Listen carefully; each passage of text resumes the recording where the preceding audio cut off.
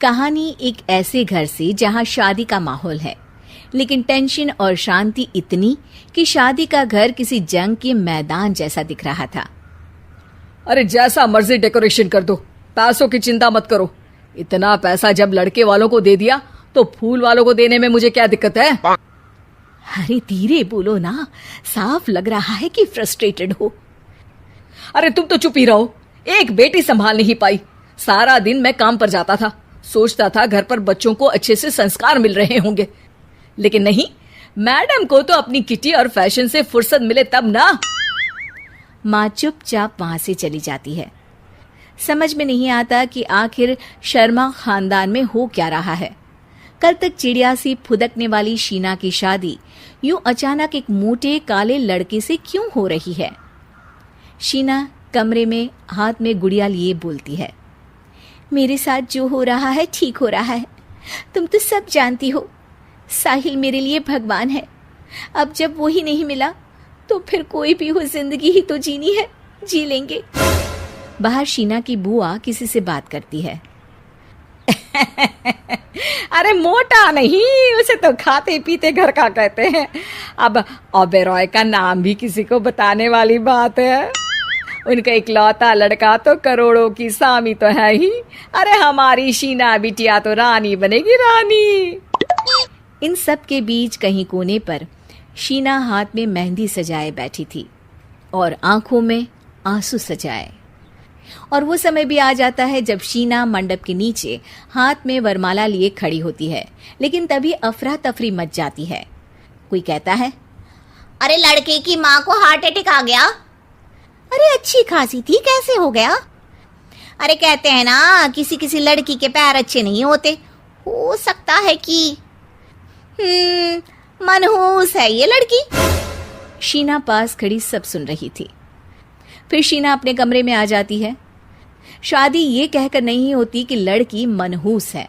अब लगातार शीना के लिए लड़के देखने आते, लेकिन आस पड़ोस या किसी के कहने पर शादी हर बार टूट जाती।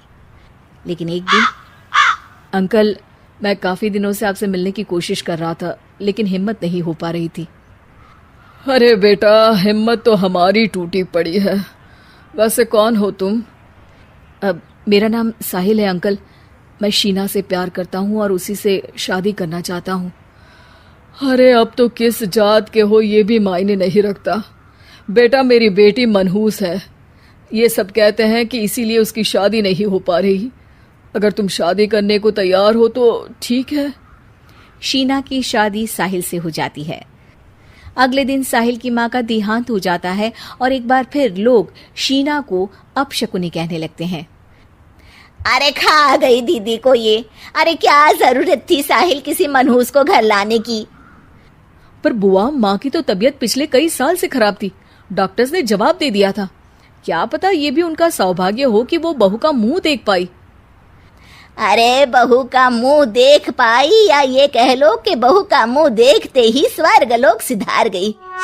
खैर, हमें क्या, घर तुम्हारा है, हम तो चले। अब शीना को खुद पर ही शक होने लगता है कि कहीं सच में वो अपशकुनी तो नहीं। साहिल, हम दोनों की शादी नहीं हुई होती तो अच्छा था। देखो ना, कैसे पहले मेरी शादी टूटती थी और अब तुम्हारी माँ भी। अरे ऐसा कुछ नहीं होता शीना, अपशकुनी वगैरह कुछ नहीं होता। ये सब तो ईश्वर के खेल हैं। वो शादी तुम्हारी इसलिए टूट गई क्योंकि तुमको मेरी पत्नी बनाना था, और माँ का जाना तो तय था। वो काफी बुजुर्ग थी, साथ ही एक ऐसी बीमारी से जूझ रही थी जिसमें डॉक्टर्स भी उन्हें नहीं बचा पाते। शीना साहिल की बात सुनकर तसल्ली कर लेती है और वहां से चली जाती है। अगले दिन, शीना, अरे ओ शीना। क्या हुआ? उफ, कहीं फिर मेरी वजह से कोई नुकसान? अरे नहीं नहीं शीना, तुम जानती हो, जिस प्रॉपर्टी के केस को हम बरसों से लड़ रहे थे उस पर फैसला आ गया, वो भी हमारे हक में। अब हम करोड़पति हो गए शीना। शीना शांत रहती है। अरे क्या हुआ? करोड़ पत्नी बनकर तुमको खुशी नहीं हुई? शीना की आंखों में पानी आ जाता है। चलिए जी, कुछ तो अच्छा हुआ मेरी जिंदगी में आकर आपके साथ। साहिल शीना को गले लगाकर कहता है, मेरी नई नौकरी भी तुम्हारे ही आने से लगी। ये प्रॉपर्टी का केस जीता। सब कुछ तो तुम्हारे आने के बाद ही हुआ, फिर तुम मनहूस कैसे? ये सुनकर शीना खुश हो जाती है।